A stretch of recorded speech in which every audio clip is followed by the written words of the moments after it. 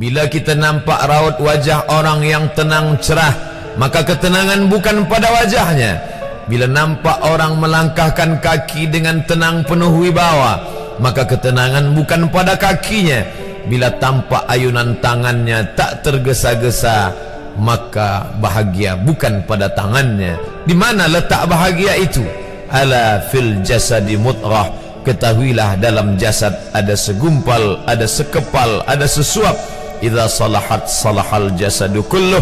Kalau yang segumpal itu baik, maka yang lain ikut menjadi baik. Wa idza fasadat fasadal jasadu kulluh.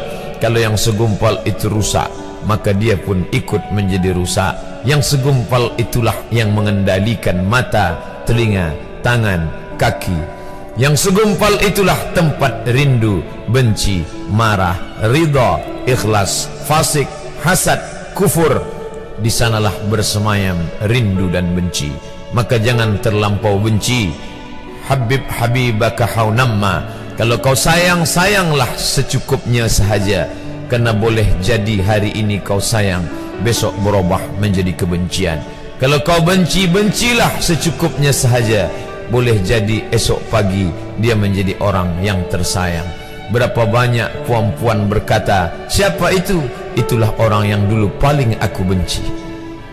Tapi hari ini masih ada juga benci, tapi tak banyak. Oleh sebab itu maka dijaga dia. Yauma la yanfa'u malun. Hari itu tak ada guna harta, wala banun, tak ada guna anak, illa man atallah, kecuali orang yang datang menghadap Allah biqalbin salim, dengan hati yang salim. Qab lam ba, qallaba, berbolak-balik. Qallaba, tidak selamanya bahagia.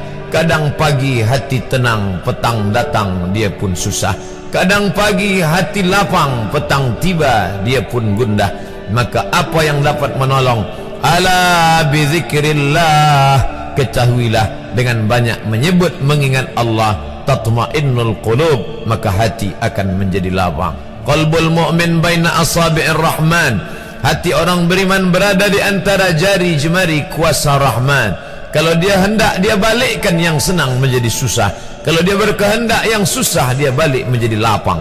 Berapa banyak orang yang tampaknya mungkin kita kata dia susah, tapi dia masih boleh tersenyum.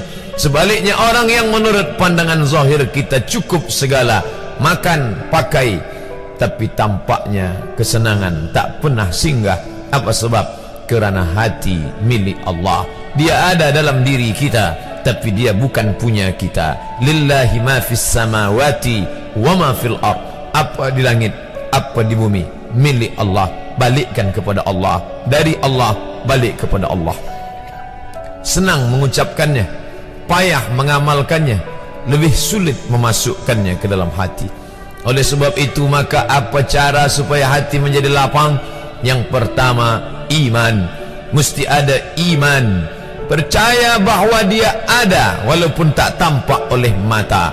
Dulu ada seorang filosof, dia berkata bahawa aku percaya dia ada bila boleh tampak oleh mata, disentuh tangan, didengar telinga. Tapi bila tidak dapat ditengok mata, dipandang mata, didengar telinga, disentuh tangan, maka dia tidak ada.